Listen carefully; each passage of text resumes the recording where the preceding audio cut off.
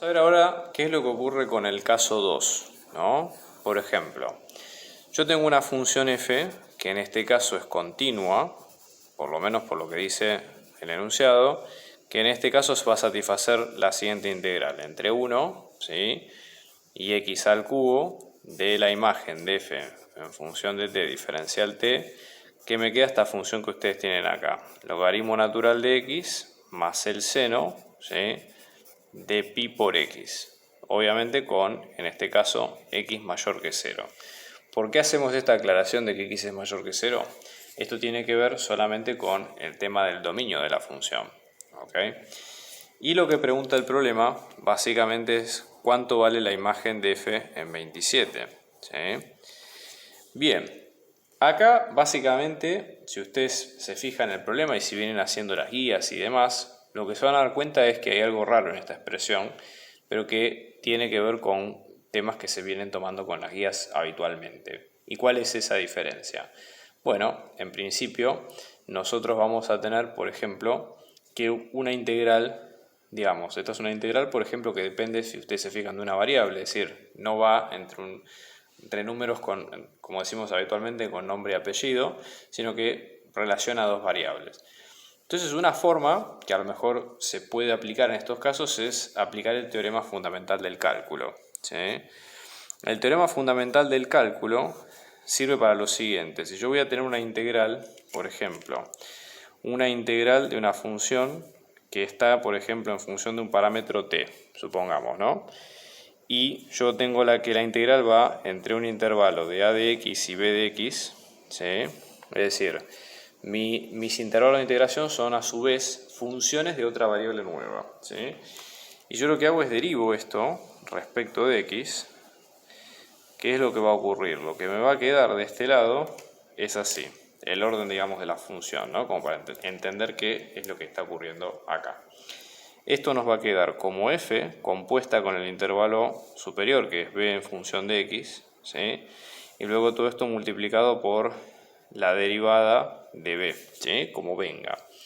Y luego a esto se le resta, al igual que la regla de Barrow, ¿sí?, lo mismo pero para el intervalo inferior, que es f compuesta con a de x, ¿sí?, y luego multiplicado con su derivada. Esta es la forma más completa, hay muchas otras versiones, pero esta es la forma, a mi criterio, y más completa que se puede tener el teorema fundamental del cálculo para la aplicación de estos casos.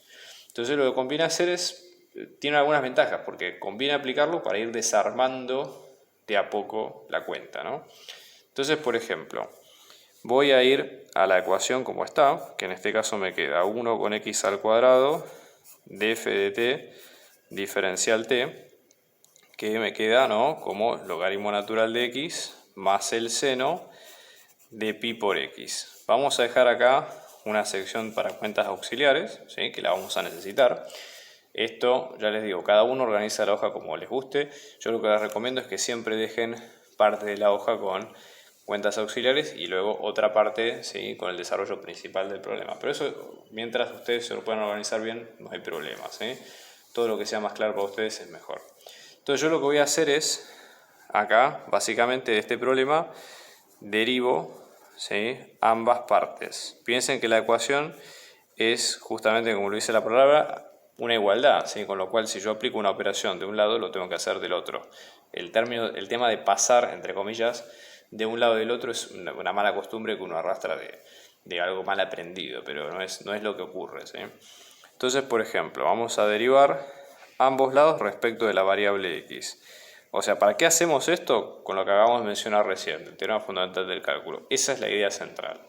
Entonces, vamos a derivar, ¿sí?, respecto de x, y vamos a derivar ambos lados. Bueno, en este caso vamos a aplicarlo tal cual, ¿sí? ¿Quién sería b de x? b de x es la parte superior, que en este caso es x al cubo. Y b' de x nos va a quedar como 3 por x al cuadrado. Lo mismo que en este caso a de x, que es 1, que es una constante, y por ser una constante su derivada nos va a dar 0, ¿sí? Pensemos por ejemplo acá. Yo voy a tener una parte que es, supongamos, la función, ¿sí?, y la derivada de lo que teníamos recién, ¿sí?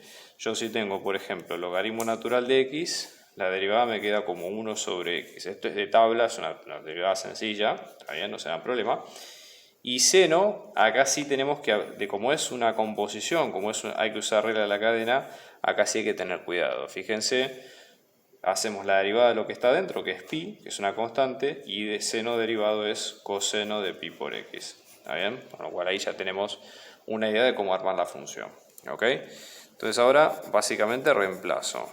¿Sí? Reemplazo en ambas partes. Entonces, por ejemplo, voy a tener f compuesta con x al cubo, ¿sí? Todo esto por 3x al cuadrado. Fíjense que simplemente estoy reemplazando ambas partes. ¿Ven? F, en este caso, f en función de b, y luego b', es esto que ustedes ven acá, menos f en función de 1 por la derivada de 1, que es 0. ¿Sí?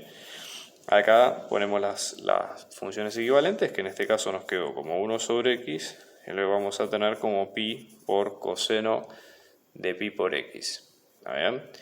Entonces, ¿qué es lo que vamos a tener en cuenta acá? Acá hay que tener cuidado con algo muy simple.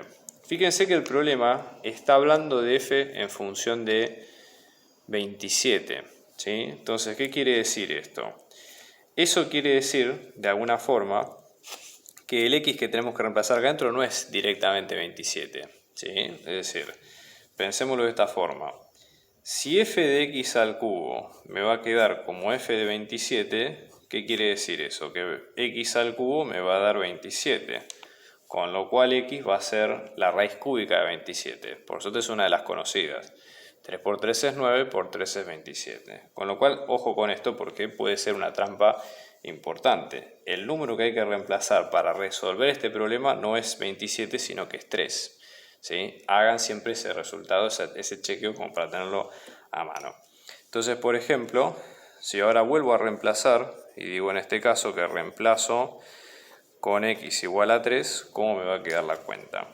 Bueno, voy a tener f de 27 por 3 al cuadrado, este término se va por completo, y esto me queda como 1 sobre 3 más pi por coseno de pi por 3. Bueno, en estos casos, ¿sí? Lo que les conviene es tratar de resolver el problema con lo que puedan, con calculadora, si es posible. ¿Sí?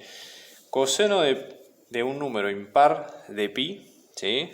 Va a dar siempre menos 1. En este caso igual pónganlo en la calculadora y les va a dar menos 1, así que no se hagan problema.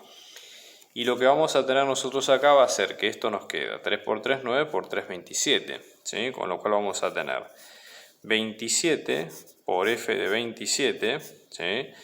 Que esto nos va a quedar como, en este caso, acá me queda como menos pi. Si quiero, ¿sí? En este caso, buscar un denominador común, ¿qué es lo que tengo que hacer? Multiplicar por 3 y acá me va a quedar como 1 menos pi. ¿Sí? Y cuando esto, como 1 menos 3pi sería, ¿no?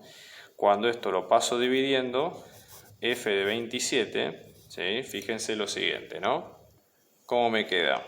Paso dividiendo el 27, 27 por 3 es 81, con lo cual esto me queda como 1 menos 3pi sobre 81. ¿Sí? Y listo, ya con eso está resuelto el tema.